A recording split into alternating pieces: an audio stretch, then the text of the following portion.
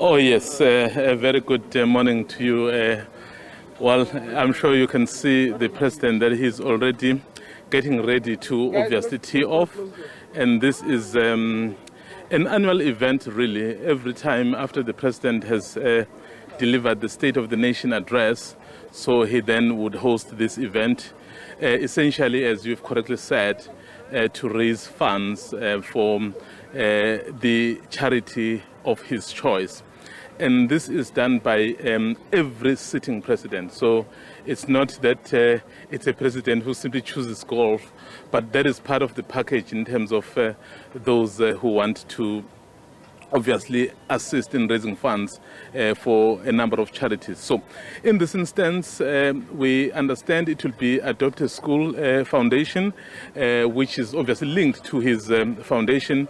So where the monies that will be raised here will basically benefit those schools. And later on as well, we'll also get to hear from the head of the foundation to check what exactly are their plans. So it happens every day, every year after the president had spoken at the State of the Nation address. So it's quite a very important event, particularly for the poor and the disadvantaged charities.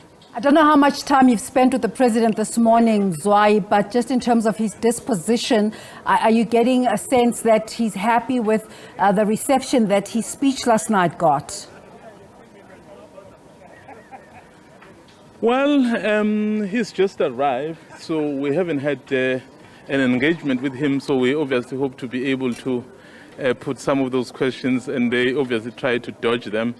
But once we're here, so we'll somehow find a way of asking. But he does appear to be in good spirits, I guess.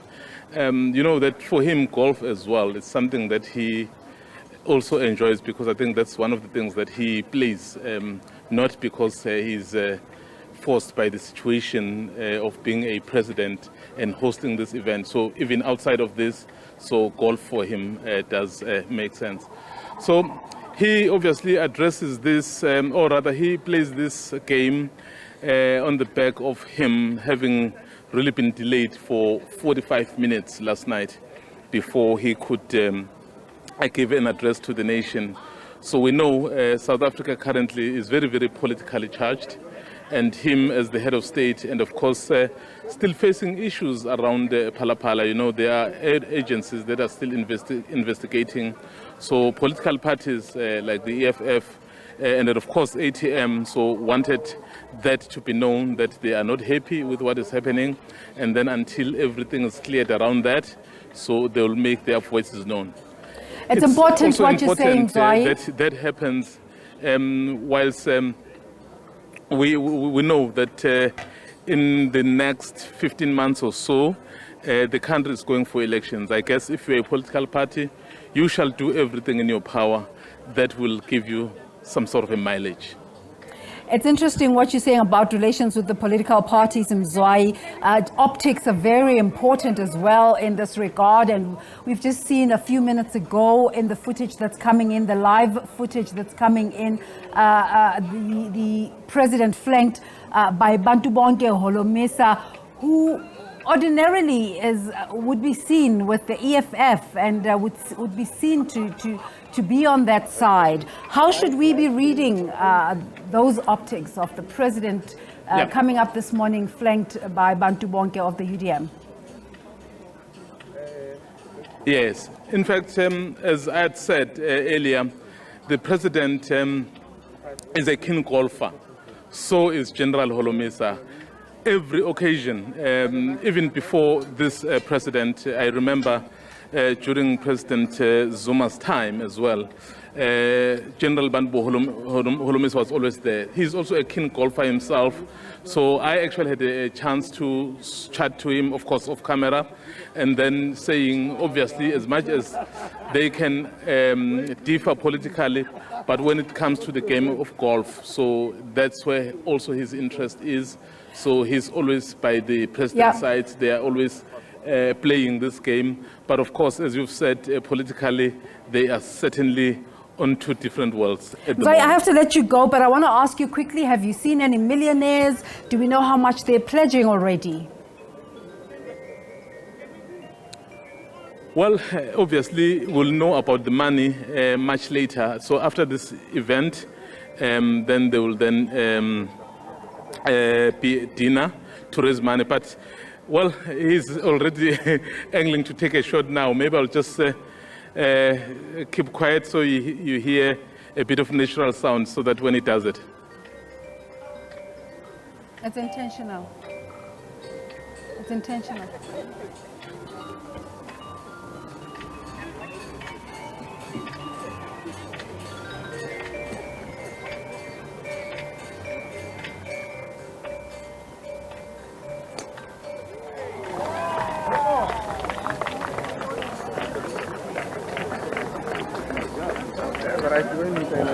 You saw that this is not a novice, but here is someone else who also is very important that is taking his shot. I will tell you now who it is. Maybe let's just allow him to take the shot so that we don't get disturbed.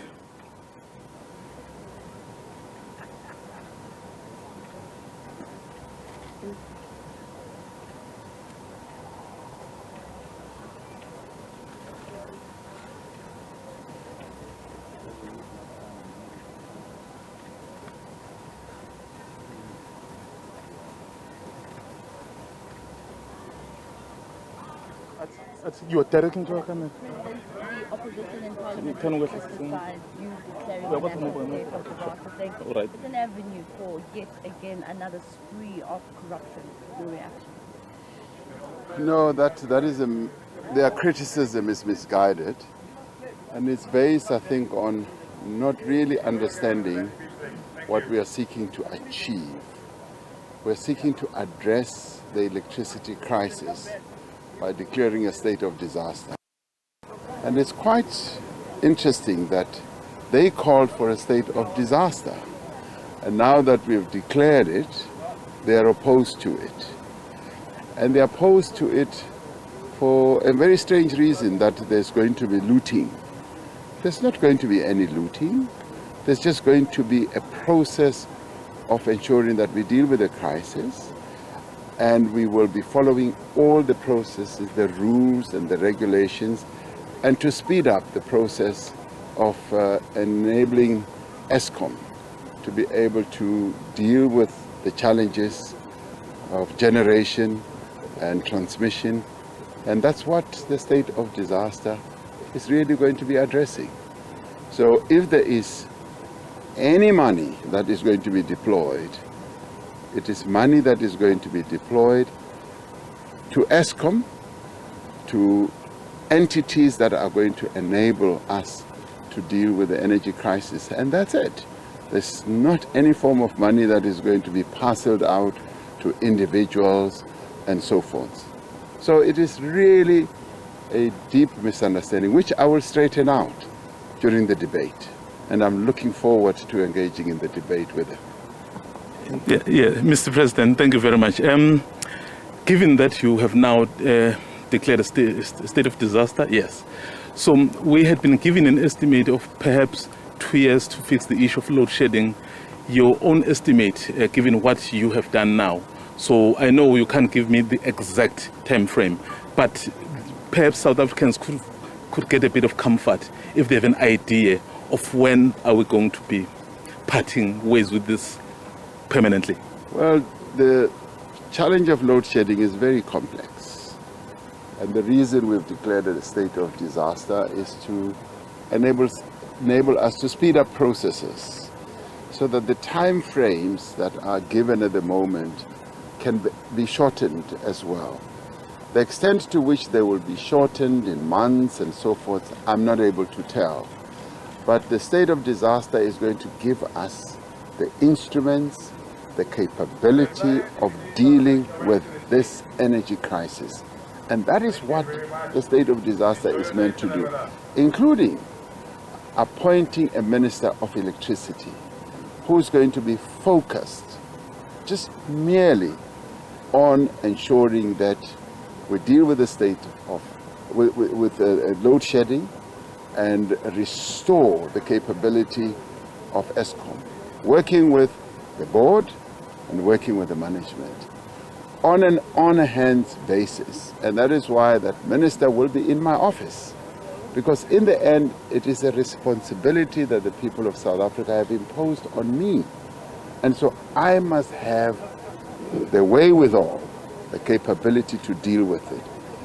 And whatever criticism there may be, it is criticism that is at the moment misguided, because what we should all be focusing on is load shedding and dealing with it. And that should be it. And we need the space, the instruments, the capability to deal with it. And that's it. Thank you. Mr. Commander Pocket from ENCA, that criticism would include those who would say you are creating a super presidency by placing everything within or under the presidency. How do you respond to that, taking it further? But also, number two, yesterday, did you ever feel that your life was under threat inside? The center of government is the presidency. And it is the president who, in terms of the constitution, must enable government to function and to be able to supervise the functioning of government. So there is the notion that this is a super presidency or we're creating a super presidency. It's also a misunderstanding of the role that the center of government must play. At one stage, people say, we want the center of government to be strong. And when we do so, then they criticize, they say, oh no, you're creating too much power, you're giving too much power to the presidency. What the presidency has been able to do is to coordinate the functions of government and to get the cooperative governance system and process to resolve many of our challenges. For instance, the reforms that we've been attending to have been really driven through the presidency and treasury. And that has really benefited our country and our economy. So thank you very much. Did I feel threatened? No, I didn't. Thank you. Thanks, guys. Thank Now you. that Cabinet With the SONA, and are you reconfiguring your executive anytime soon? And when are you accepting Deputy President David Mabuza's resignation? All these matters, the cabinet and all that, are matters that are under consideration. And as I've said in the past, let's watch this space. All this will be announced in due course. And I think there's a great deal of impatience on the part of the media, and we are processing all these matters. And in good time, all this will be announced. So Maybe they also be patient. the golf question, I'm sure you'll think we're ignoring your event. So who is going to benefit, and then how significant this kind of event that happens every time after we've delivered the State of the Nation address? This year we're celebrating the 25th year of the presidential golf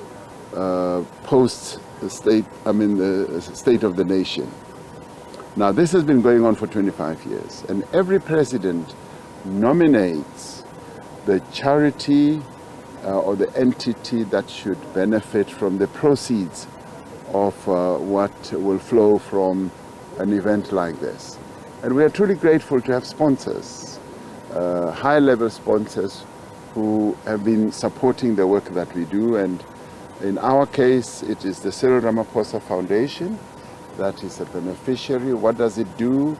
It works in schools through the Adopt a School Foundation and adopts almost 600 schools in the country and enables those schools to function properly. The education must be delivered in a way that it produces well-educated young people.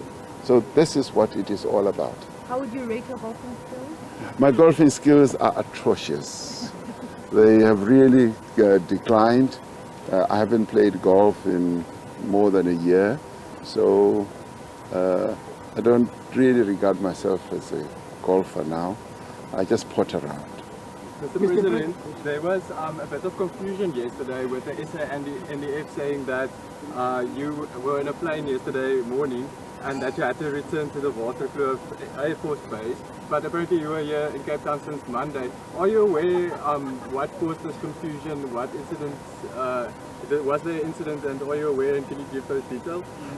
No, I'm not aware. Not at all. I was always here in Cape Town. Mr. President, on whistleblowers, you spoke about whistleblowers yesterday, even during last year's State of the Nation address. Yes. But many whistleblowers do not feel safe in South Africa. Are you going to assure them that their safety when they expose these things is guaranteed? Yes, as I dealt with it yesterday, we are dealing with the laws and the regulations that are going to ensure that whistleblowers feel and become safe once they have revealed corruption, fraud, and all sorts of malfeasance in the state. So we are working on it. The Minister of Justice is processing the regulations as well as the law. Okay, thank you guys. Thank you so much. Thank you. Thank you. Thank you, Mr. President. Thank you.